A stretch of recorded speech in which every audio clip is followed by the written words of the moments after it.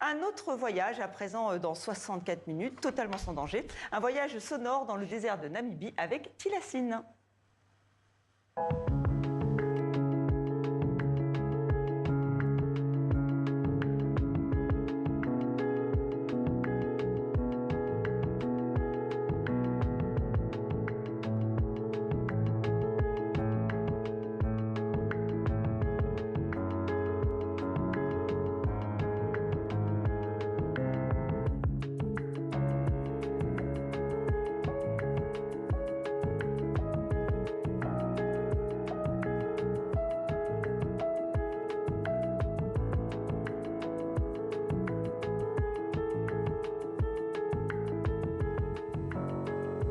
Tilassine qui a donc repris la route avec son studio caravane iconique, une Airstream de 1972, et oui ça commence à dater, pour ce nouvel album qui porte bien son nom, Roads Volume 3. Bonsoir Tilassine. Bonsoir. On est ravis de vous retrouver dans 64 minutes. On suit souvent vos périples sonores et musicaux à travers le monde, la Cordillère des Andes, les îles Féroé, la Turquie, aujourd'hui la Namibie. On va revoir, on la voit d'ailleurs, que dis-je, cette magnifique couverture d'album. Il y a un petit côté onirique, hors du temps, presque hors du monde. C'est ce que vous êtes allé chercher en Namibie ?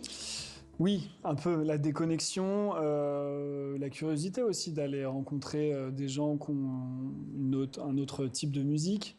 Mais c'est vrai que c'est un lieu un peu intemporel. Avec cette caravane, ça le fait encore plus. Ouais. Oui, effectivement. Là, on ne sait plus à quelle époque on est. Et donc, votre pseudonyme, Tilassine, renvoie au loup de Tasmanie. Donc, c'était un grand prédateur, aujourd'hui disparu, un animal solitaire. Alors là, vous étiez moins solitaire puisque vous étiez avec votre compagne. Ouais. C'est elle qui...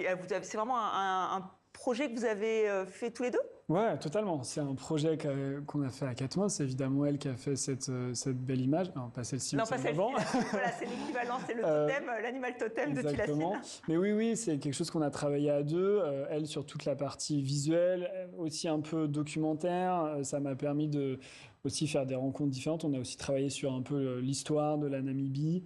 Donc c'est quelque chose qu'on a vraiment vécu et pensé à deux. Ouais.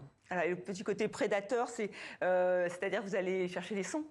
Oui, alors j'espère pas d'une manière très pacifique. Mais c'est vrai, après, avec parfois des rencontres du troisième type, je lisais effectivement avec des animaux qui passent la nuit, et ça nourrit votre travail.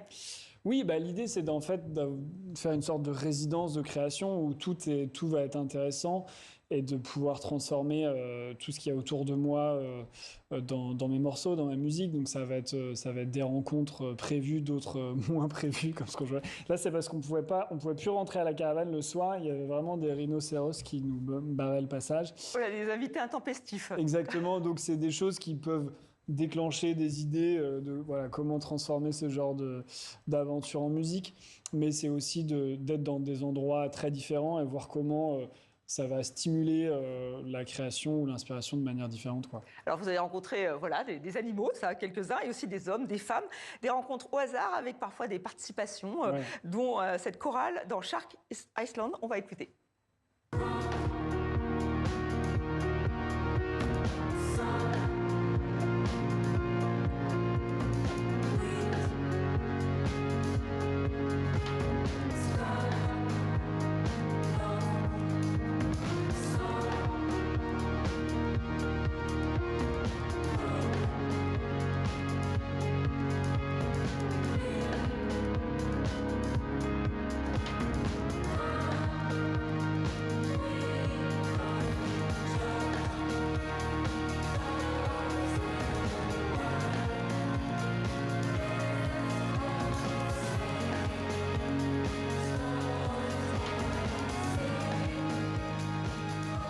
Tilassine, vous rencontrez cette chorale et là vous vous dites allez pourquoi pas on fait Alors c'est encore plus profond que ça, c'est-à-dire qu'on a rencontré des gens qui nous ont parlé beaucoup de l'histoire de la Namibie avec le génocide qu'elle a connu au début du XXe siècle, et Shark Island c'est un lieu qui était un camp de concentration pendant la colonie allemande et qui aujourd'hui quand on y va est un camping de touristes et un port de plaisance où il y a très peu de traces de ce qui s'est passé.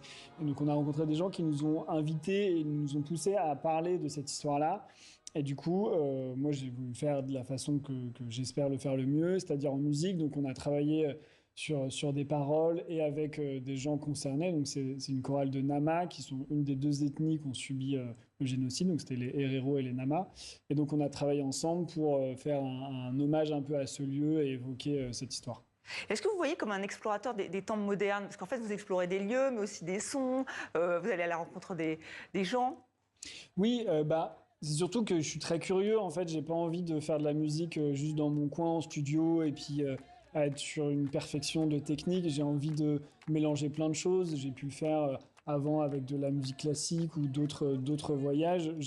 Pour moi, la musique électronique, ce qui est génial, c'est que je peux vraiment y faire rencontrer énormément de choses. Et donc, j'adore pouvoir créer de la musique avec des gens qui ont une histoire très différente de la mienne et puis voilà, de ramener quelque chose de différent aussi, je pense. Alors, votre caravane n'a pas résisté aux routes africaines, mais en revanche, vous êtes toujours en tournée. Vous avez failli même ne pas être là. On me dit, vous avez eu un petit problème avec un certain Airbus A320, voilà, comme beaucoup de personnes. Donc, 14 janvier à Marseille et le 23 janvier, l'Hyper Weekend Festival, c'est ça? Ou je me suis emmêlée dans les bottes? Oui, voilà, il y a beaucoup de dates. On voit que... Et le Zénith de Paris, oui, ce sera le 19 mars. On fait une grosse tournée. Là, on est en Europe en ce moment et on repasse en France à partir de janvier. Et c'est important, la scène aussi? Ouais, c'est important. Et puis, c'est un beau challenge de transformer toute cette histoire sur scène. Donc on est en train de construire toute une scénographie avec des espèces de totems en vidéo qui vont tourner, tout ça. L'idée, c'est de pouvoir raconter des choses, mais d'une manière très vivante, où c'est plus l'énergie et l'émotion qui vont primer, quoi. Voilà, on peut vous voir donc en tournée. Il faut aller sur votre site et bien sûr votre album Road Volume 3. Merci Tilassine d'être venu sur notre plateau.